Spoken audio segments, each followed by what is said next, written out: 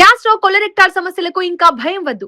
మన హైదరాబాద్ లోనే world class treatment. అతిథిలా రండి, కుటుంబ సభ్యుడిలా వెళ్ళండి.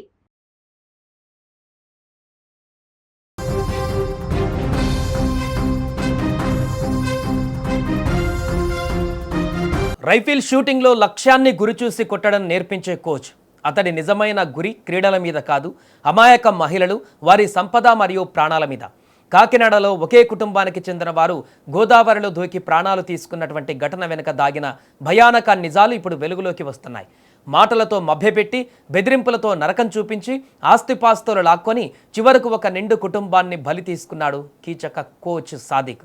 పిఠాపురం పంచాయతీరాజ్ ఏఈ తిల్లాపూడి నూకరాజ్ సమాజంలో మంచి పేరున్నటువంటి వ్యక్తి. ఆయన మనవడు కార్తికేయ రైఫిల్ షూటింగ్ నేర్చుకోవడానికి కాకినాడలోని సాదిక్ ఖాన్ అకాడమీకి వెళ్లడంతో కథ మొదలైంది. బాలుడికి శిక్షణ ఇచ్చే క్రమంలో అతడి తల్లి సౌజన్యతో సాదిక్ ఖాన్ మాటలు కలిపాడు. తన తీయటి మాటలతో ఆమె నమ్మకాన్ని చూరగొన్నాడు. క్రమంగా ఆ ఇంటి వ్యవహారాలన్నింటిలో తలదూర్చడం మొదలుపెట్టాడు. కానీ ఆ ముసుగు వెనుక ఉన్నది నయవంచకుడన్న విషయం ఆ కుటుంబానికి మొదట్లో అర్థం కాలేదు. నమ్మకం కుదిరిన తర్వాత సాదిక్ తన అసలు బయటపెట్టాడు. కుటుంబానికి చెందిన బంగారం, విలువైన ఆస్తిపతులు, బ్యాంక్ ఏటీఎం కార్డులు, చివరకు ఎస్బీఐ కీలను కూడా తన గుప్పెట్లోకి తీశాడు. ఇంతటితో ఆగకుండా సౌజన్య ప్రైవేటులను అడ్డు పెట్టుకుని బ్లాక్మెయిల్ చేయడం ప్రారంభించాడు. తనకు సహకరించకపోతే తండ్రి నూకను, కుటుంబం మొత్తాన్ని చంపేస్తానని బెదిరింపులాడు. మానసికంగా, ఆర్థికంగా ఆమెను పీల్చి పిప్పి చేశాడు.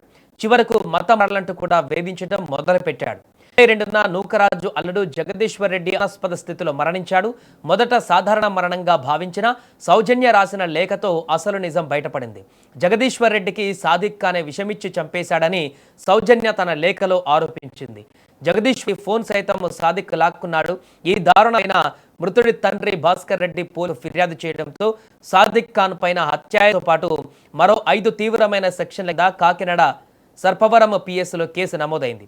సాదిక్ ఖాన్ పెడుతున్న చిత్రహింసలు, బెదిరింపులు భరించలేక నూకరాజు కుటుంబం తీవ్ర నిర్ణయం తీసుకుంది. బలవన్మరణానికి ముందు నూకరాజు వాట్సాప్ గ్రూపుల్లో మెసేజ్ పెట్టగా సౌజన్య స్కూటర్ డిక్కీలో ఒక సుదీర్ఘ లేఖను ఉంచింది. తమకు ఆత్మహత్య తప్ప వేరే గత్యంతరం లేదు అంటూ కుటుంబమంతా గోదావరిలో దూకేసింది. అయితే అదృష్టవశాత్తు కార్తికేయ ప్రాణాలతో బయటపడడంతో ఈ విషయం పోలీసులకు తెలిసింది. లేఖలోని విషయాలు చదివిన పోలీసు అధికారులు సైతం ఖాన్ క్రూరత్వాన్ని చూసి విస్తుపోయారు. విచారణలో మరో సంచలన విషయం బయటపడింది. ఖాన్ పేరుకే కోచ్, కానీ అకాడమీకి ఉన్నటువంటి యువతులు, మహిళలే అతడి టార్గెట్. ప్రత్యేక శిక్షణ పేరుతో భయాలు మార్చి ఒంటరిగా రప్పించుకోవడం, అనుచితంగా ప్రవర్తించడం చేసేవాడని ఇతర విద్యార్థినులు కూడా ఆరోపిస్తున్నారు. కుటుంబం ఆత్మ విషయం తెలియగానే తన ఫోన్ను ఇంట్లోనే వదిలి పరారైనట్లు తెలుస్తోంది. ప్రస్తుతం తూర్పుగోదావరి జిల్లాలకు చెందిన 5 ప్రత్యేక పోలీసు బృందాలు ఈ నరరూప రాక్షసుడి కోసం తీవ్రంగా గాలిస్తున్నాయి. ఒక క్రీడా కోచ్ హోదాలో ఉంటూ ఇంతటి పాశావిక చర్యలకు పాల్పడిన సాదిక్ ఖాన్ను చట్టం ఎంత త్వరగా పట్టుకుంటుంది, ఆ కుటుంబానికి న్యాయం ఎప్పుడు జరుగుతుంది అనేది ఇప్పుడు అందరిలోనూ మొదలవుతున్నటువంటి ప్రశ్న.